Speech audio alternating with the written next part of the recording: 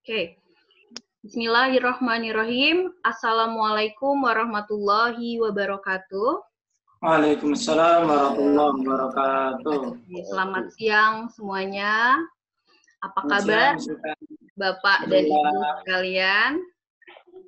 Semoga pada kesempatan kali ini Bapak dan Ibu sekalian beserta keluarga selalu diberikan kesehatan oleh Allah Subhanahu wa taala pada bulan Ramadan ini. Semoga masih terus semangat ya Bapak dan Ibu puasanya sambil kita hari ini menambah informasi-informasi baru terkait dengan dunia pendidikan. Baiklah, perkenalkan sekali lagi Bapak dan Ibu sekalian, nama saya Miss Gita. Saya adalah salah satu tim dari SMA Alfat. Pada kesempatan kali ini saya akan bertugas sebagai moderator dan akan membimbing jalannya acara info session pada hari ini. Alhamdulillah senang sekali rasanya pada siang hari ini kita bisa kembali bertatap muka pada kegiatan rutin mingguan kita, yaitu Alfat Info Session meeting, yang mana pada setiap hari Rabu dilaksanakan sesi Zoom dan juga pada hari Sabtu dilaksanakan WhatsApp group discussion. Nah, baiklah Bapak Ibu sekalian, mungkin ada beberapa dari Bapak Ibu sekalian yang baru bergabung pada kesempatan kali ini. Perlu saya informasikan bahwasanya Alfat High School Info Session ini adalah wadah ataupun upaya dari Sekolah Alfat untuk memberikan wadah kepada Bapak dan Ibu sekalian untuk berbagi informasi dan juga berdiskusi seputar dunia pendidikan, khususnya bagi remaja usia SMA. Yang mana, alhamdulillah, pada kesempatan kali ini, kita sekarang sudah berada pada sesi kelima dari total keseluruhan sebanyak 7 sesi. Nah, insya Allah sesi kelima ini adalah sesi terakhir kita pada bulan Mei, dan nanti 2 sesi lanjutannya akan dilaksanakan pada bulan Juni mendatang, selepas Idul Fitri. Jadi, semoga nantinya kita masih bisa bertatap muka ya Bapak Ibu sekalian. Insya Allah. Ya, insya Allah. Nah, baik, perlu Bapak dan Ibu ketahui juga, semua materi yang disajikan setiap minggunya memiliki keterkaitan satu sama lain. Nah, jika minggu lalu kami telah membahas pentingnya menanamkan akhlak mulia pada anak usia dini. Nah, sekarang kita akan membahas nih, bagaimana sih membekali anak dengan teknologi masa kini agar nantinya mereka mampu bersaing secara global dengan masyarakat dunia lainnya di tengah pesatnya arus revolusi industri 4.0. Mungkin kalau kaitannya dengan pertemuan minggu lalu adalah penanaman karakternya. Jadi gimana caranya nanti ke depannya anak tuh memiliki karakter yang berlandaskan kepada akhlakul karimah yang diajarkan oleh agama kita, dan juga sekarang pembahasannya mengenai apa sih skill atau hal apa yang perlu mereka punya, penguasaan teknologi seperti apa nantinya untuk menghadapi zaman di depan yang semakin maju. Nah, Bapak Ibu sekalian,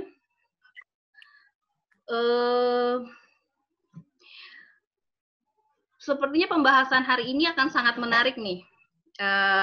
Dan mungkin kita juga alhamdulillah pada hari ini bisa mendatangkan seorang pakar yang memang telah berkecimpung langsung dalam bidangnya.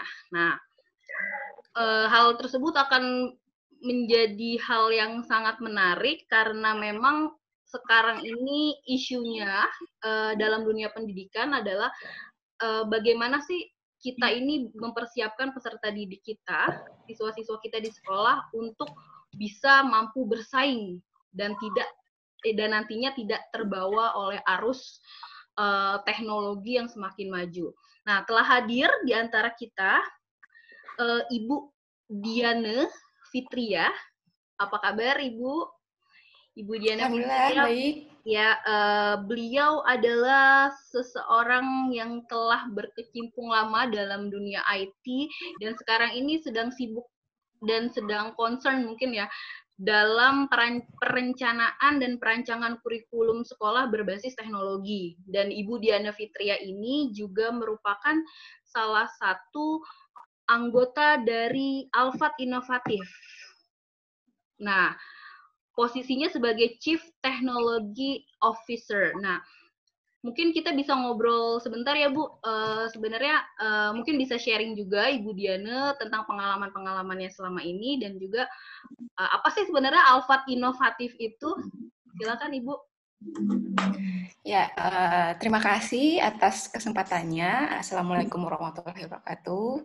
Selamat siang Bapak Ibu orang tua sekalian. Baiklah, mungkin saya sedikit cerita tentang Alfat Inovatif. Jadi Alfat Inovatif ini adalah perusahaan IT atau perusahaan software. Kita bergerak di bidang developer aplikasi-aplikasi, web aplikasi, mobile application kita juga ada, dan juga desain grafis kita juga terakhir juga ada tentang rilis tentang video konten video juga desain, pokoknya tentang software company lah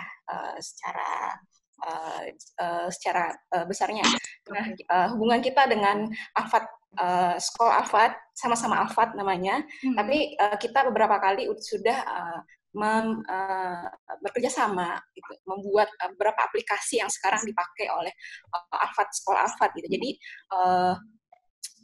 misalnya sistem informasi yang seperti yang ada di mobile aplikasi, yang informasi Bukom segala macam itu kita yang mengembangkan, juga untuk juga yang bagian website registrasi juga, dan juga ada juga LMS yang sedang digunakan oleh sekolah Alfat itu kita yang mengembangkan.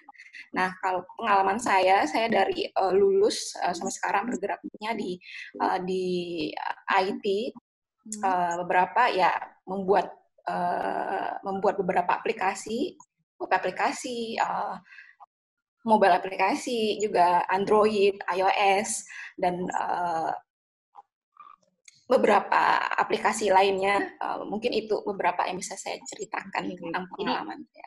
Baik, jadi sebenarnya namanya kebetulan sama ya Bu ya, perusahaannya Alfat dengan Alfat. Oke. Ya, benar. Oke, baiklah. Oke, baik. Terima kasih Bu Diana. Nanti mungkin kita akan mendengarkan pemaparan Ibu Diana pada sesi kedua ya. Oke, dan selanjutnya nih, di sini juga ada wajah yang tidak asing lagi bagi kita semua. Telah hadir di tengah-tengah kita, Mr. Hilpan. Apa kabar, Mister? Alhamdulillah sehat. Assalamualaikum warahmatullahi wabarakatuh. Waalaikumsalam warahmatullahi wabarakatuh. Lancar, Mister, puasanya ya? Alhamdulillah, insyaallah. Oke, pada kesempatan kali ini Mr. Hilpan akan memaparkan bagaimana konsep Smart School nantinya yang akan diterapkan di SMP dan SMA Alfat. Nah, kalau judul spesifiknya pada materi hari ini adalah membekali siswa dengan teknologi masa kini. Nah, mungkin sedikit nih, Mister, sedikit mengulik teknologi masa kini tuh yang sebenarnya seperti apa sih yang perlu siswa-siswi kita tuh miliki? Silakan. Nah, itu dia. Teknologi masa kini itu teknologi yang tidak terlihat. Tapi bukan teknologi goib, tapi kasat mata gitu. Nah, bisa kita rasakan tapi tidak terlihat. Nah, ini yang menjadi tantangan tersendiri bagi kita untuk mendidik anak-anak kita agar siap ke depannya untuk bersaing di dunia digital, seperti itu. Baik, berarti kalau dahulu kala tantangan pendidikan kita itu lebih kepada pemerataan fasilitas pendidikan, sarana dan prasarana, tapi kalau sekarang kita lebih fokus kepada tantangan bagaimana menjadikan lulusan itu lebih mumpuni dalam mempersiapkan mereka untuk menghadapi kemajuan teknologi, begitu Mister ya? Betul. Nanti kita akan seru banget nih Bapak dan Ibu sekalian membahas secara tuntas tentang bagaimana penerapan konsep smart school ini. Baik Moms and Dads, semua peserta akan dinonaktifkan audionya agar tidak mengganggu berjalannya proses presentasi. Dan juga saya infokan bagi moms and dads yang ingin bertanya selama proses presentasi, silahkan langsung saja mengetik pertanyaannya pada fitur chat yang tersedia di aplikasi Zoom ini. Jadi bisa langsung ditanyakan selama proses presentasi berlangsung ya Pak, ya moms and dads. Lalu mungkin untuk mempersingkat waktu, langsung saja saya persilahkan Mr. Hilpan untuk bisa mulai menyajikan presentasinya. Waktu dan tempatnya saya persilahkan. Baik, terima kasih Ms. Gita. Assalamualaikum warahmatullahi wabarakatuh. Selamat siang Bapak Ibu sekalian. Terima kasih telah bergabung kembali bersama kami di Alfat Info Session yang kelima. Di kesempatan siang hari ini, kita akan membahas tentang konsep Smart School yang diusung oleh Alfat dengan tema membekali siswa dengan teknologi masa kini. Sebelum saya memaparkan lebih jauh tentang Smart School yang diusung oleh Alfat, saya punya sedikit video pengantar yang harus kita saksikan bersama-sama, menjadi bahan pertimbangan kita bagaimana dunia akan bergerak ke depannya. Silakan kita videonya. Oke, baik.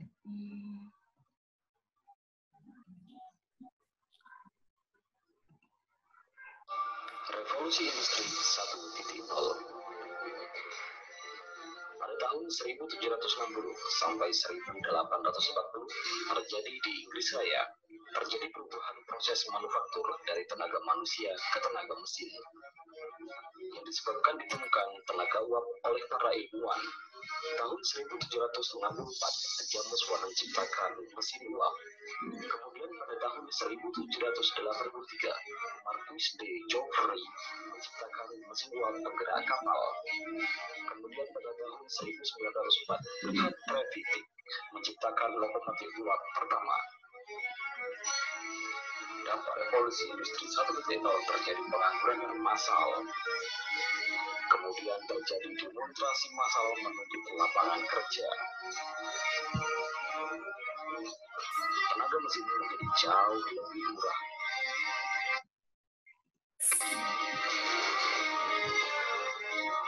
Revolusi industri 2.0.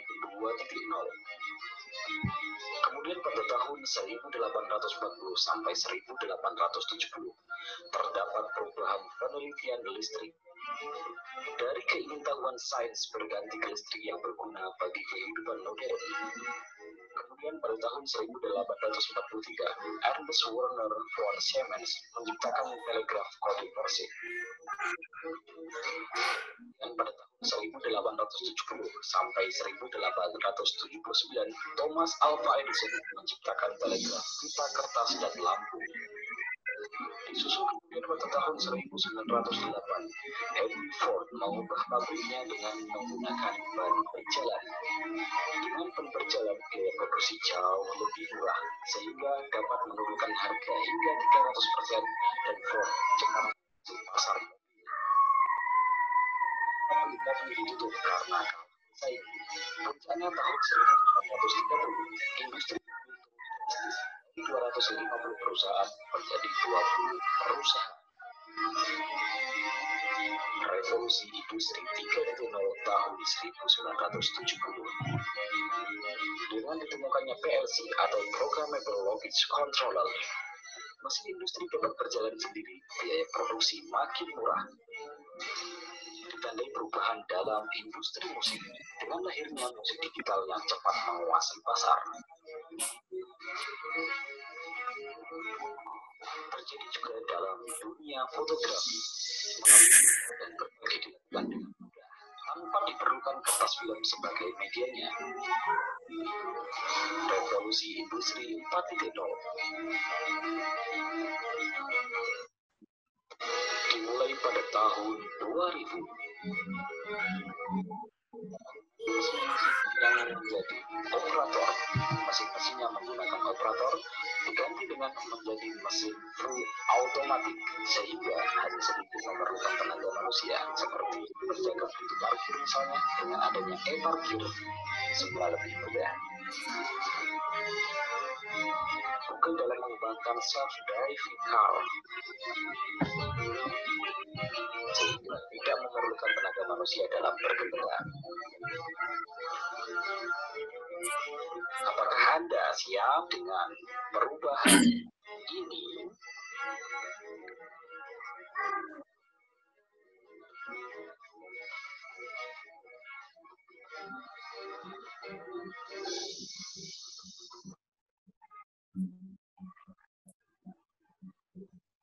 Iya, terima kasih Mas Gita. Ya, Bapak Ibu, itulah tadi sejarah singkat tentang revolusi industri yang terjadi di dunia ini. Pertama, revolusi industri 1.0 itu merubah, ini berpengaruh berdampak sekali di pabrik-pabrik yang awalnya semua pengerjaan itu dengan tenaga manusia.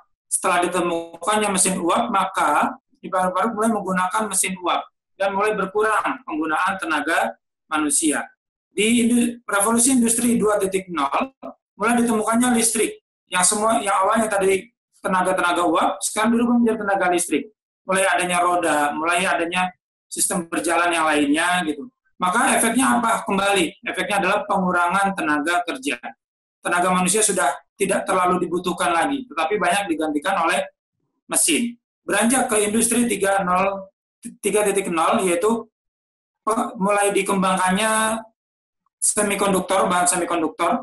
Dengan bahan semikonduktor ini bisa dibuat chip, bisa untuk membuat chip, IC, dan peralatan elektronik lainnya yang di situ bisa membuat teknologi otomatisasi. Jadinya apapun yang terjadi gitu di pabrik-pabrik, di perusahaan-perusahaan sebenarnya sudah menggunakan sistem otomatisasi dan sudah semakin sedikit lagi tenaga manusia yang dibutuhkan di pabrik-pabrik dan di perusahaan-perusahaan. Namun belum terkoneksi antara satu lingkungan dengan lingkungan lainnya. Nah, sekarang kita sudah berada di revolusi industri 4.0, di mana komunikasi menjadi sentral utama revolusi ini, di mana komunikasi antara satu manusia dan manusia lainnya, antar wilayah dengan wilayah lainnya, antar negara dengan negara lainnya, bahkan antar benua menjadi tidak terbatas. Menjadi tidak ada batasannya, dan bahkan di industri 4.0 ini, di industri 4.0 ini akan semakin berkembang lagi teknologi otomatisasi yang awalnya kita mungkin harus menggunakan pintu, harus menggunakan tangan untuk membuka pintu, nantinya kita hanya cukup menggunakan jempol jari kita. Karena fasilitas kunci, alarm semuanya ada di jempol kita, bisa menggunakan aplikasi yang ada di smartphone kita. Dan yang lebih hebatnya lagi, gitu ya, di industri 4.0 ini, seperti tadi yang dilihat di video, akan dikembangkannya self-driving car. Jadi mobil yang dapat berjalan sendiri. Kita hanya tinggal menyentuh tombol yang ada di dalam mobil, tombol start, tombol destinasi lokasi yang kita inginkan, maka dengan sendirinya mobil itu akan berjalan. Itulah salah satu kecanggihan yang akan ada di industri 4.0 di masa depan nanti. Dan ini yang harus kita persiapkan. Dan apa sih efek dari industri ini? Efeknya adalah kepada dunia kerja. Silakan kita selanjutnya. Nah, efek dari industri 4.0 ini ada beberapa pekerjaan yang akan hilang. Ya, pekerjaan-pekerjaan yang akan hilang ini seperti yang bisa kita lihat. Di sini ada postman, gitu, ada postman. Nah, maka orang pekerja pos ini, pengantar surat ini akan hilang. Dan bahkan sekarang pun keberadaannya pun sudah mulai menghilang. Selanjutnya ada teller dan kasir. Teller dan kasir ini nantinya kemungkinan besar akan digantikan oleh mesin. Apalagi sekarang sudah mulai dikembangkan sistem pembayaran digital. Maka kita tinggal scan barang kita, tinggal scan kartu kita, selesai proses perbelanjaan. Yang akan berdampak besar juga adalah pada sektor industri manufaktur. Pabrik-pabrik sudah tidak lagi menggunakan manusia. Manusia hanya beberapa saja sebagai controller, sebagai programmer otomatisasi yang akan terjadi di sana. Selanjutnya ada telekomunikasi, gitu ya, telekomunikasi worker, pekerja yang berada di balik telepon, yang ketika kita menghubungi bagian admin dari operator, maka orang-orang ini nantinya tidak akan dibutuhkan lagi, karena semuanya sudah terekam di dalam mesin.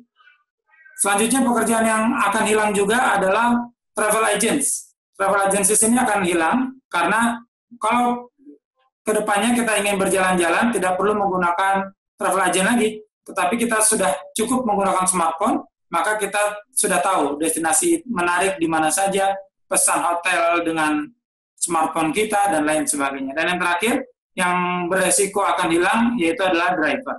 Karena dikembangkannya self-driving car itu. Nah, ada juga pekerjaan-pekerjaan yang akan bertahan. Pekerjaan-pekerjaan yang akan bertahan ini yaitu yang pertama di bidang jasa, seperti tukang cukur dan tukang pijat sebagai contohnya. Secanggih apapun mesin, sebagai manusia sepertinya saya pribadi pun agak ngeri kalau harus dicukur dengan mesin. Salah-salah nanti kuping saya yang kena. Begitu pula dengan refleksiologi gitu ya, dengan pijat gitu, akupuntur dan sebagainya. Secanggih apapun mesin, sepertinya kita akan lebih nyaman jika mendapatkan sentuhan langsung dari manusia. Kemudian selanjutnya, bidang-bidang yang akan tetap bertahan di industri era revolusi industri 4.0 ini adalah pekerja bidang seni. Seniman-seniman gitu. Baik seni musik, seni tari, ataupun seni rupa, nah itu akan bertahan karena seni ini berasal dari hati. Dan hati inilah yang tidak dimiliki oleh mesin-mesin. Selanjutnya adalah di bidang kesehatan. Di bidang kesehatan ini akan tetap bertahan. Sekalipun teknologi maju, tetap dibutuhkan tenaga kesehatan untuk mendampingi mesin-mesin itu sendiri, untuk menjalankan operasi mesin. Dan minimal perawat saja. Secanggih apapun mesin, kita akan lebih nyaman jika berhadapan dengan perawat. Misal diinfus gitu. Diinfus dengan mesin, ngerinya sudah bukan main. Kita diinfus dengan perawat saja sudah begitu deg-degan gitu kan, melihat jarum suntik, bagaimana kalau dengan mesin yang tidak berperasaan gitu. Nah, yang terakhir adalah industri yang akan tetap bertahan pada sektor edukasi, pada sektor pendidikan. Karena pendidikan ini adalah kunci dari kemajuan teknologi. Tanpa adanya pendidikan, teknologi tidak akan pernah ada. Dan pendidikan yang paling penting adalah pada bagian pendidikannya, bukan pada bagian pengajarannya. Jadi yang dibutuhkan adalah heart touch dari seorang guru kepada muridnya, sehingga muridnya tahu bagaimana harus bersikap, bagaimana harus berakhlak, bagaimana bisa berbagi dengan sesama. Nah, itu kuncinya ada di pendidikan.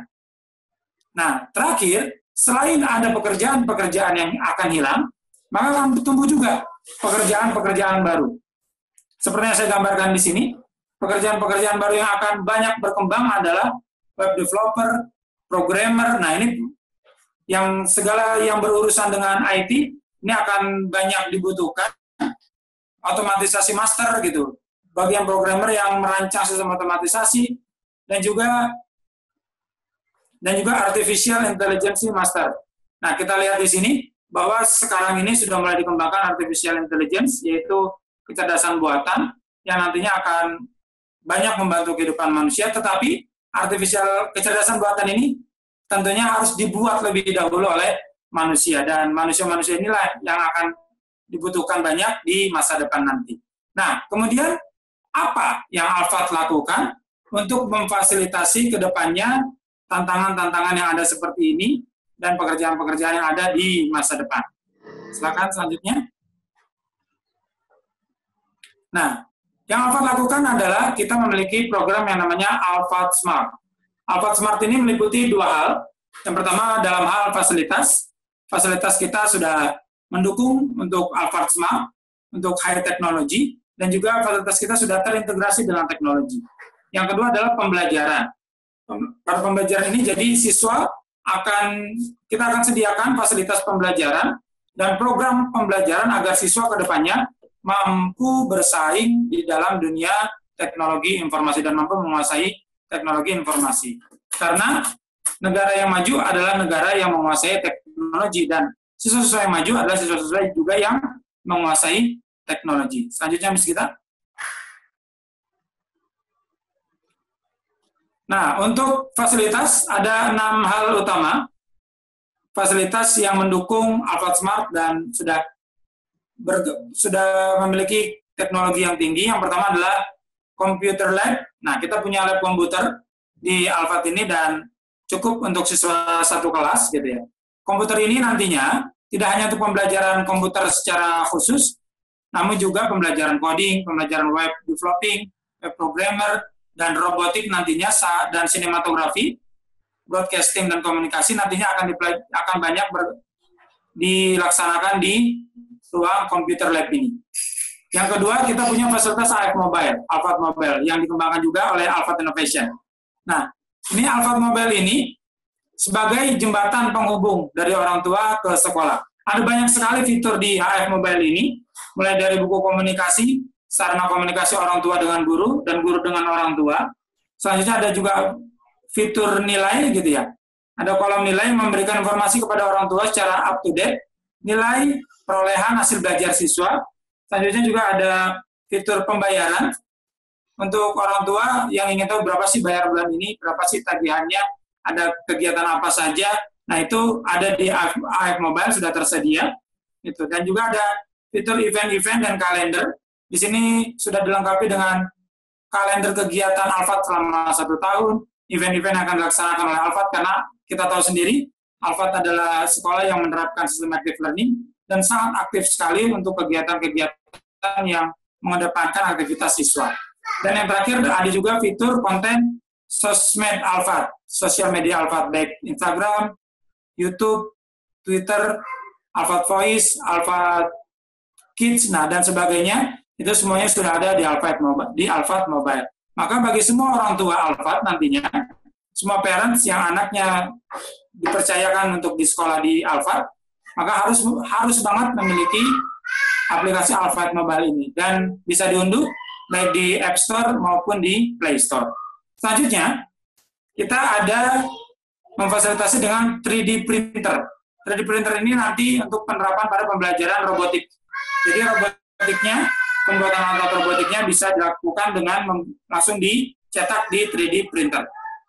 Selanjutnya, Alphard juga menerapkan fasilitas-fasilitas yang sudah terintegrasi dengan teknologi, yaitu CCTV. CCTV ini ada di semua sisi Alphard, dan CCTV ini bisa diakses tidak hanya oleh guru dan sekolah, tapi juga bisa diakses oleh orang tua. Jika ada orang tua yang membutuhkan akses untuk melihat anaknya di sekolah, untuk memantau anaknya di sekolah, bisa langsung meminta linknya ke guru. Nah, jadi nanti diberikan linknya dan diakses dari rumah. Selanjutnya, kita juga sudah dilengkapi dengan fasilitas hotspot untuk seluruh warga sekolah, baik guru maupun siswa, dan nantinya siswa akan diperkenankan untuk membawa tablet PC atau smartphone-nya, karena pembelajaran kita akan banyak menggunakan smartphone, baik itu untuk materi maupun ujian-ujian. Nah, dan kita sudah dilengkapi dengan fasilitas hotspot. Nah, dan yang terakhir adalah fingerprint roll call. Nah, jadi siswa kita nantinya di SMA Alphard, untuk absen tidak perlu lagi menggunakan guru yang harus tanda tangan gitu ya. Cukup siswa absen dengan menggunakan fingerprint, kita sediakan scannernya, siswa fingerprint dan langsung ter-record kehadiran siswa. Dan bagi siswa yang datang terlambat, langsung dapat notifikasi baik di email maupun di Alphard Mobile bahwa Ananda hari ini datang terlambat. Dan jika terjadi keterlambatan berulang 3-5 kali dan seterusnya, maka akan dilakukan tindakan-tindakan preventif dan persuasif dari orang tua, dari guru dan orang tua. Selanjutnya, kita. Nah, untuk AF Mobile, seperti yang saya sampaikan tadi, ada fitur-fitur yang sangat menarik di sini. Ada buku komunikasi, ada komunikasi orang tua dengan guru di sekolah, ada fitur nilai, kolom informasi laporan perkembangan hasil belajar siswa. Minimal kita update 1 semester 2 kali. Minimal kita update tiap setengah semester. Ada fitur pembayaran, berisikan informasi tagihan dan pembayaran yang harus dilakukan oleh orang tua. Ada event, pusat informasi berbagai event yang akan dilaksanakan Alphard. Ada kalender, informasi seluruh kegiatan pembelajaran di Alphard dalam 1 tahun. Dan juga sosial media, berbagai tautan sosial media yang dimiliki Alphard, baik YouTube, Instagram, AF Shop, Alphard Kids, dan Alphard Voice.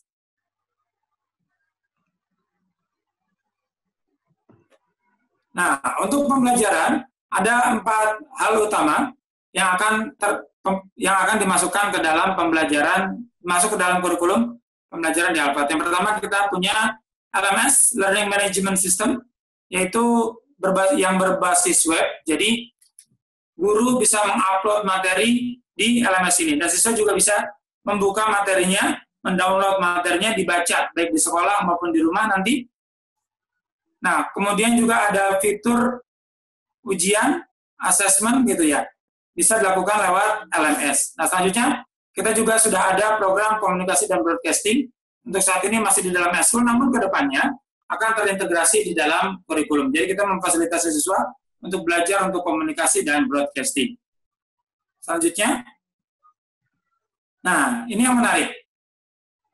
Siswa kita nanti akan belajar tentang coding, ya, tentang coding, tentang programming, dan satu lagi Miss kita, nah akan diajarkan juga tentang robotik. Silakan selanjutnya. Nah, ini contoh tampilan layar sederhana dari Alphard Learning Management System dari LMS. Ada materi, ada tugas, dan ada penilaian. Nah, jadi semuanya kita sekarang ke depannya sudah berbasis teknologi, jadi sudah mungkin penggunaan kertas sudah hampir tidak ada, gitu ya. Sudah sangat minimal sekali untuk penggunaan kertas. Jadi kita ramah lingkungan dan bersahabat dengan teknologi. Seperti yang sudah saya sampaikan tadi, materi sudah ada di smartphone anak-anak, tugasnya juga sudah ada, dan penilaiannya pun sudah ada di dalam LMS ini.